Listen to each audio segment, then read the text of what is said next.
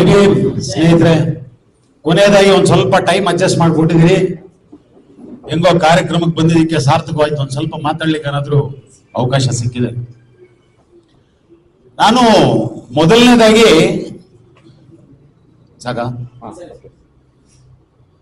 ಸಂಘಟನೆಯ ಹೆಸರು ನೋಡಿದೆ.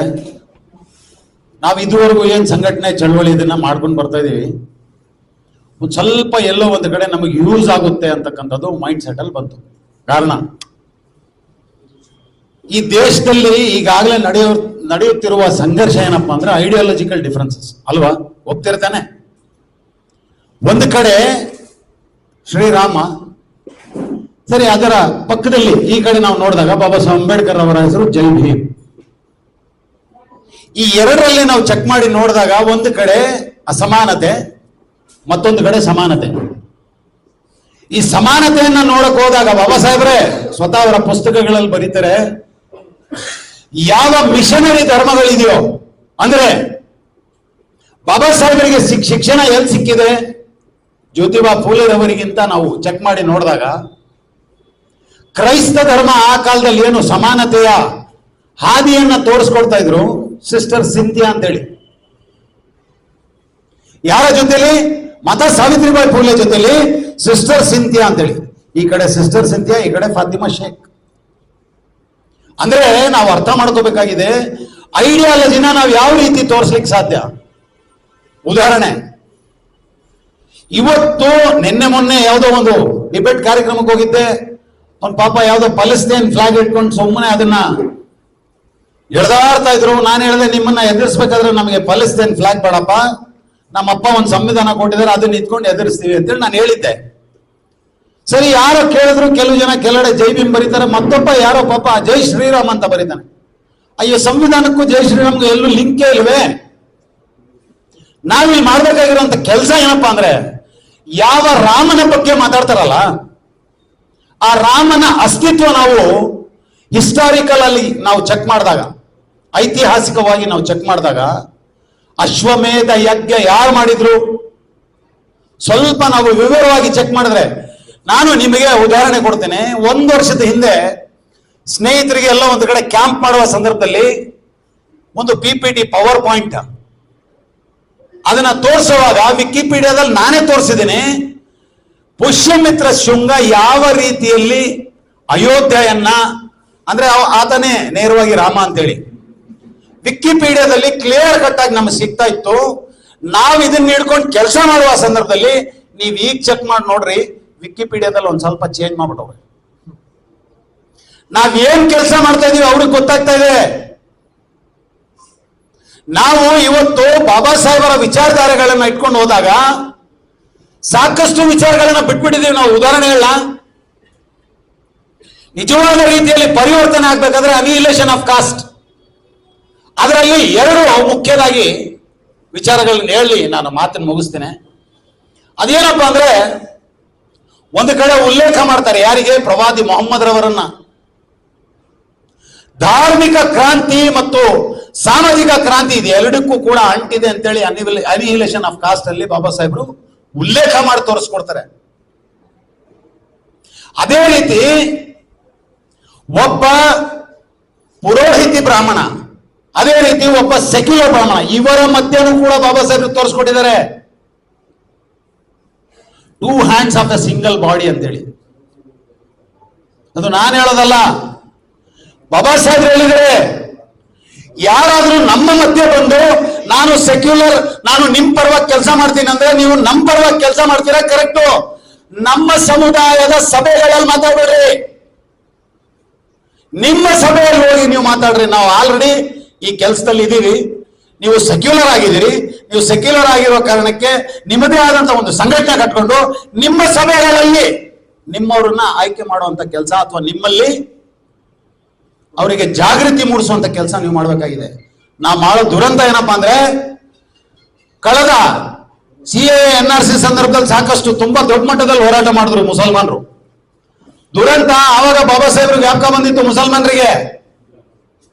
ಮತ್ತೆ ಕರ್ನಾಟಕ ರಾಜ್ಯದಲ್ಲಿ ಬಿಜೆಪಿ ಬಂದು ಏನು ಕೋಮುವಾದ ಎತ್ತಿ ಹಿಡಿದ್ರು, ಅಂತ ಸಂದರ್ಭದಲ್ಲಿ ಮಾತ್ರ ಮತ್ತೆ ವಾಪಸ್ ಬಾಬಾ ಸಾಹೇಬ್ರು ಜ್ಞಾಪಕ ಬಂದಿದ್ರು. ಈಗ ಕಣ್ಣು ಮುಚ್ಕೊಂಡು ನಮ್ಮದೇ ಆದಂತ ಸರ್ಕಾರ ಅಂತ ಏನು ಒಬ್ಬರು ಹೊಡ್ಕೊಂಡು ತಿರುಗಾಡ್ತಾ ಇದ್ದಾರೆ.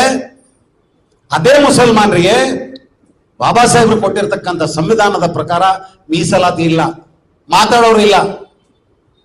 ಮಾತೆತ್ತಿದ ತಕ್ಷಣ ನಾವು ಕಣ್ಣು ಮುಚ್ಕೊಂಡು ಎಲ್ಲೋ ಒಂದು ಕಡೆ ಒಬ್ಬ ಸೆಕ್ಯುಲರ್ ಬ್ರಾಹ್ಮಿನ್ ಯಾರು ಇರ್ತಾನೋ ಅವನ ಪರವಾಗಿ ಪಕ್ಕದಲ್ಲಿ ನಿಂತ್ಕೊಂತೀವಿ.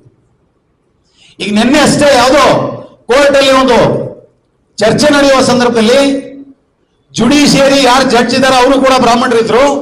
ಅವ್ರು ವಾದ ಮಂಡಿಸೋ ಸಂದರ್ಭದಲ್ಲಿ ಯಾರ ಪರವಾಗಿ ಮಾತಾಡ್ತಾರೆ ಗೊತ್ತಾ?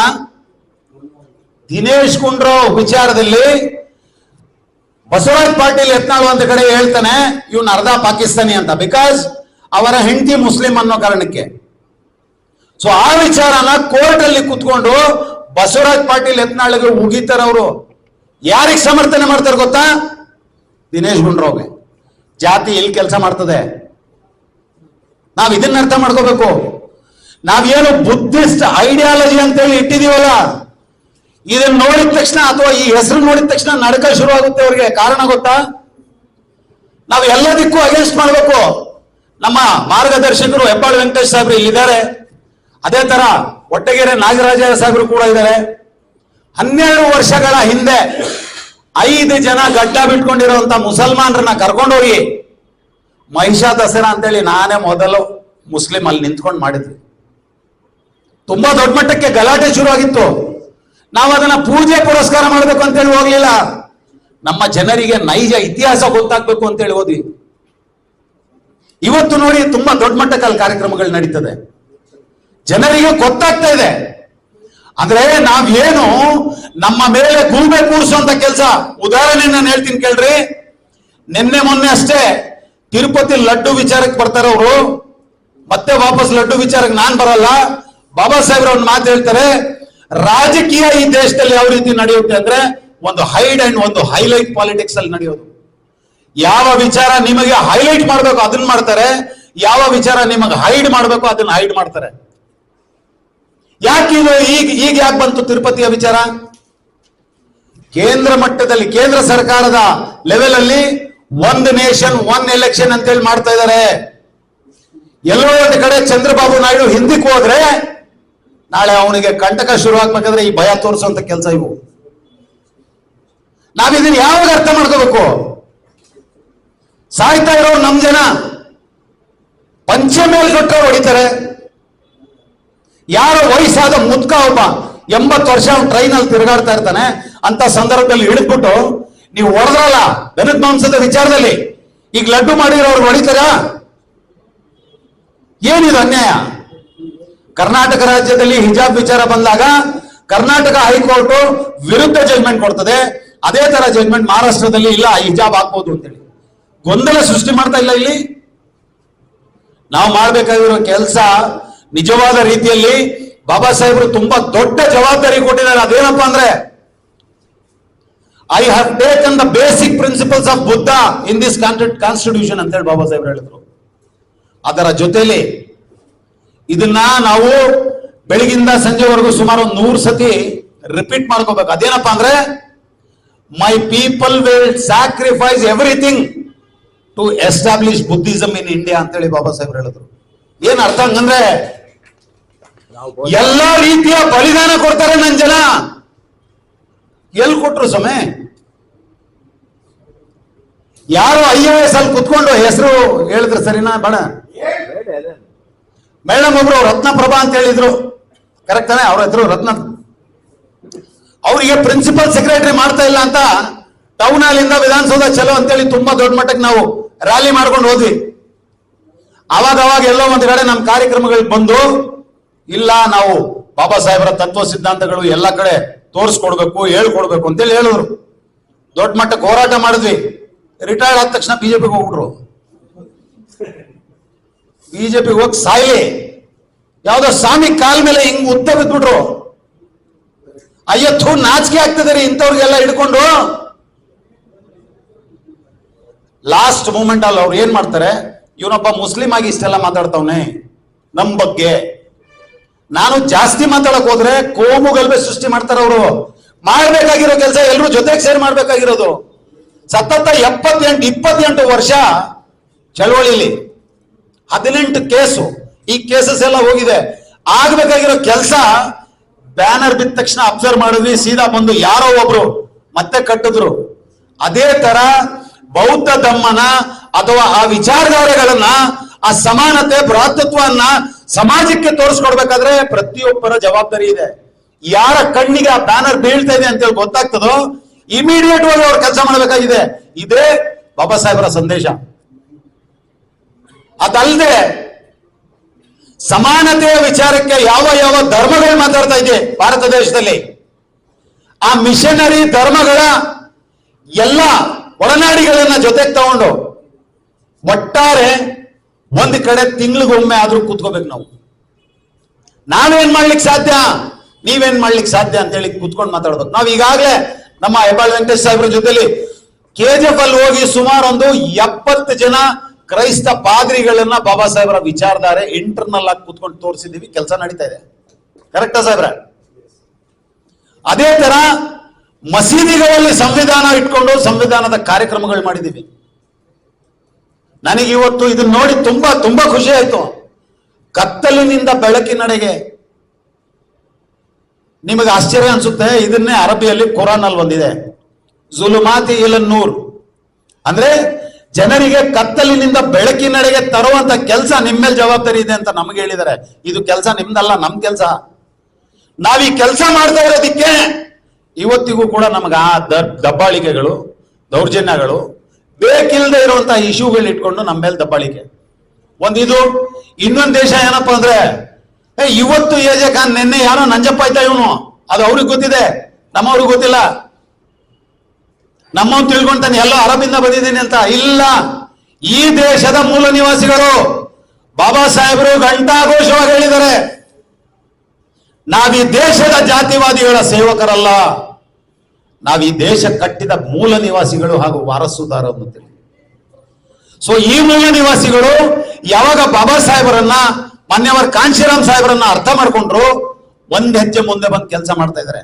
ಅವ್ರಿಗೆ ತೋರಿಸ್ಕೊಡ್ಬೇಕಾಗಿರುವಂತ ಕೆಲಸ ಏನಪ್ಪಾ ಅಂದ್ರೆ, ನಿನಗೆ ನಿನ್ನ ಧರ್ಮನು ಕೂಡ ಇದನ್ನೇ ಹೇಳ್ತಾ ಇದೆ, ಪೇ ಬ್ಯಾಕ್ ಟು ಸೊಸೈಟಿ. ಬಾಬಾ ಸಾಹೇಬ್ರು ಹೇಳ್ತಾರೆ, ಇಸ್ಲಾಂ ಹೇಳ್ತದೆ ಜಕಾತ್ ಕೊಡು ಅಂತ.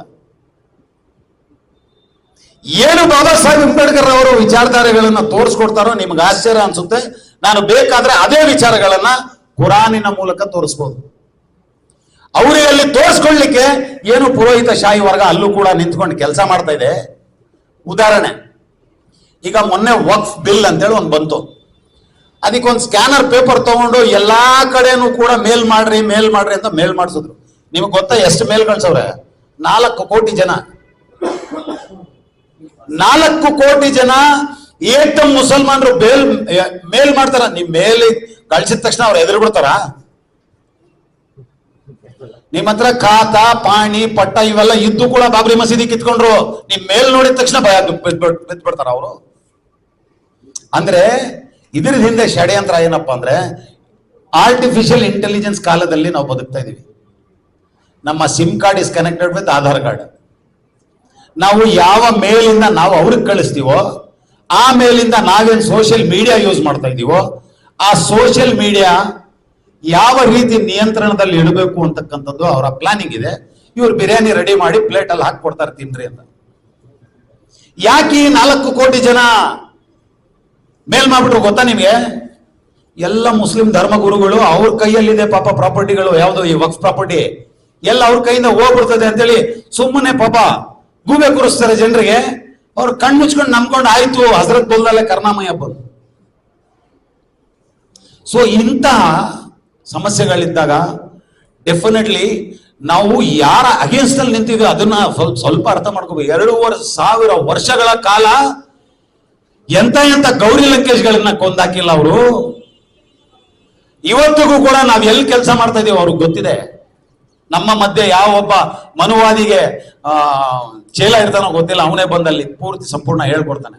ಆದ್ರೂ ನಮ್ಮ ತಾತ ಮುತ್ತಾತಂದಿರ ಸಮಾನತೆಯ ಮಾರ್ಗವನ್ನ ತೋರಿಸುವ ಸಂದರ್ಭದಲ್ಲಿ ಆ ವ್ಯವಸ್ಥೆ ನಮ್ಮ ಮೇಲೆ ತಿರುಗಿ ಬಿದ್ದು ಪರವಾಗಿಲ್ಲ, ನಾವು ಕೆಲಸದಿಂದ ಹಿಂದಕ್ಕೆ ಹೋಗಲ್ಲ ಅಂತಕ್ಕಂಥದ್ದೇ ಅಂಬೇಡ್ಕರಿಸಂ. ಸೊ ಇದನ್ನ ಏನು ಕರ್ನಾಟಕ ಬೌದ್ಧ ಸಮಾಜ ಆಗ್ಲಿ, ಬುದ್ಧಿಸ್ಟ್ ಸೊಸೈಟಿ ಆಫ್ ಇಂಡಿಯಾ ಆಗ್ಲಿ, ಇವರ ಜೊತೆಯಲ್ಲಿ ಸೇರ್ಕೊಂಡು ಬೀದರಿಂದ ಚಾಮರಾಜನಗರವರೆಗೂ ಕೂಡ ನಾವು ಕೂಡ ಕೆಲಸ ಮಾಡಿದ್ದೀವಿ, ಕೆಲಸ ಮಾಡ್ತಾ ಇದೀವಿ. ನಾವು ಬೇರೆ ಬೇರೆ ಜಿಲ್ಲೆಗಳಿಗೆ ಹೋದ್ರೆ ಲಾಡ್ಜಲ್ಲಿ ಮಲ್ಗಲ್ಲ, ಅಲ್ಲಿರ್ತಕ್ಕಂಥ ವಿಹಾರಗಳಲ್ಲಿ ಮಲಗಿದ್ದೀವಿ. ಬಂತೇಜಿಗಳ ಜೊತೆಯಲ್ಲಿ ಕೂತ್ಕೊಂಡು ಪಕ್ಕದಲ್ಲಿ ಊಟ ಮಾಡಿದ್ದೀವಿ. ಎಲ್ಲ ನಮ್ಮ ಪ್ರೋಗ್ರೆಸಿವ್ ಮೆಂಟಾಲಿಟಿ ಇರ್ತಕ್ಕಂಥ ಮುಸಲ್ಮಾನರು ಮೀಲಾದ್ ಕಾರ್ಯಕ್ರಮ ಮಾಡುವಾಗ ಇವರನ್ನು ಕರ್ಕೊಂಡೋಗಿ ಮಾಡವ್ರೆ. ಹೊರಗಡೆ ಮೆಸೇಜ್ ತೋರಿಸ್ಬೇಕಾಗಿದೆ, ನಾವು ಸಮಾನತೆಯ ಮಾರ್ಗದಲ್ಲಿದ್ದೀವಿ, ಸಮಾನತೆಯ ಮಹಾಪುರುಷರನ್ನ ಒಪ್ಕೊಂಡು ಜೀವನ ಮಾಡೋರು. ನೀವ್ ಯಾರಿಗೆ ಜೈ ಶ್ರೀರಾಮ್ ಅಂತೇಳಿ ಹೇಳ್ತಿರೋ, ಆ ಜೈ ಶ್ರೀರಾಮ್ ಯಾರಪ್ಪ, ಯಾವ ರೀತಿ ಅವನು ಷಡ್ಯಂತ್ರದಿಂದ ಬೃಹತ್ ಮೌರ್ಯನ ಕೊಂದಾಗ್ತಾ ಅಂತೇಳಿ ನಮ್ಮ ಮಕ್ಕಳಿಗೆ ಗೊತ್ತಾದ್ರೆ, ಈ ಜೈ ಶ್ರೀರಾಮ್ ನಾಳೆ ತಿರುಗ್ಬಿಟ್ರೆ ನೀವ್ ಎಲ್ಲಿ ಹೋಗ್ಬೇಕು? ಯುರೇಷಿಯಾದಲ್ಲೂ ಕೂಡ ನಿಮಗೆ ಜಾಗ ಇಲ್ಲ. ಸೊ ಹಾಗಾಗಿ ನಮ್ಮ ಮೇಲೆ ಸಾಕಷ್ಟು ಜವಾಬ್ದಾರಿಗಳಿದೆ. ನಾನು ನನ್ನ ಮಕ್ಕಳಿಗೂ ಸಹ ದಿನನಿತ್ಯ ಒಂದು 10 ನಿಮಿಷನಾದ್ರೂ ಮೆಡಿಟೇಷನ್ ಅಲ್ಲಿ ಕೂತ್ಕೊಳ್ರಿ ಅಂತೇಳಿ ಹೇಳ್ಕೊಡ್ತೀನಿ. ಕಾರಣ, ನಿಮ್ಮ ಮೈಂಡ್ ಸೆಟ್ ನೀವು ಅರ್ಥ ಮಾಡ್ಕೋಬೇಕಲ್ಲ. ಬೆಳಗಿಂದ ಸಂಜೆ ಏನಾಗ್ತದೆ, ಏನ್ ನಮೋ ತತ್ಸ ಭಗವತೋ ಅರಹತೋ ಸಮ್ಮಾ ಸಂಬುದ್ಧಸ ಪಾನಾತಿಪಾತ ವೀರಮಣಿ ಸಿಕ್ಕಾಪದಂ ಸಮಾಧಿ, ಅದಾಮೇಲೆ ಪಂಚಶೀಲ ಫಾಲೋ ಮಾಡ್ಬೇಕಾಗಿರೋದು. ಇದು ಪ್ರಾಕ್ಟಿಕಲಿ ಹೇಳೋದಲ್ಲ. ನಮ್ಮ ಮಧ್ಯೆ ಸಾಕಷ್ಟು ಜನ ದೊಡ್ಡ ದೊಡ್ಡ ನಾಯಕರುಗಳಿದ್ದಾರೆ, ಮೂಸಾವಾದ ವೀರಮಣಿ ಮಾಡೋ ಕೆಲಸ ಮಾಡ್ತಾ ಇರ್ತಾರೆ. ಸೊ ಹಾಗಾಗಿ ಸ್ಪೆಸಿಫಿಕ್ ಆಗಿ ಅವ್ರ ಹೆಸರು ಹೇಳೋದು ಬೇಡ. ಈ ದೇಶದಲ್ಲಿ ನಿಜವಾಗ್ಲೂ ಸಾಮಾಜಿಕ ನ್ಯಾಯ ಸಿಗ್ಬೇಕಾದ್ರೆ ಅಂಬೇಡ್ಕರೈಟ್ ಬುದ್ಧಿಸ್ಟ್ ಇವ್ರೇನಾದ್ರು 70 ವರ್ಷದಲ್ಲಿ ಒಂದು 20 ವರ್ಷ ಕೆಲಸ ಮಾಡ್ತಾ ಇದ್ದಿದ್ರೆ ಸಾಮಾಜಿಕ ನ್ಯಾಯ ಸಿಗ್ತಿತ್ತು. ಬಾಬಾ ಸಾಹೇಬ್ರನ್ನ ಹೊತ್ಕೊಂಡು ಸೀದಾ ಒಂದು ಸಮುದಾಯದವರು ಎತ್ಕೊಂಡು ಹೋಗ್ಬಿಟ್ರು. ಒಂದು ಕಡೆ ಕ್ರೈಸ್ತರಿಗೂ ಸಿಕ್ಕಿಲ್ಲ, ಒಂದು ಕಡೆ ಮುಸಲ್ಮಾನರಿಗೂ ಸಿಕ್ಕಿಲ್ಲ. ಯಾರು ತಮ್ಮ ಸಂಪೂರ್ಣ ಜೀವನವನ್ನ ಚಳುವಳಿಗೋಸ್ಕರ ಹಾಕಿ ಕೆಲಸ ಮಾಡ್ತಾ ಇದ್ರು, ಅವಾಗ ಆ ಸಮುದಾಯಕ್ಕೆ ಗೊತ್ತಾಗ್ತಾ ಇದೆ. ದಯಮಾಡಿ ನಿಮ್ದು ಎಲ್ಲಾ ಕಾರ್ಯಕ್ರಮಗಳಿಗೆ ನನಗೂ ಸಹ ಕರೆಸ್ಕೊಳ್ರಿ, ನಾನು ಬರ್ತೀನಿ. ಏನು ಇಲ್ಲದೆ ಇದ್ರು ಕೂಡ ಸೈಂಟಿಫಿಕ್ ಆಗಿ ಒಂದು ಮಾತು ಹೇಳ್ಬಹುದು, ನಿಮ್ಮ DNA ನನ್ನ DNA ಒಂದಾಗಿದೆ.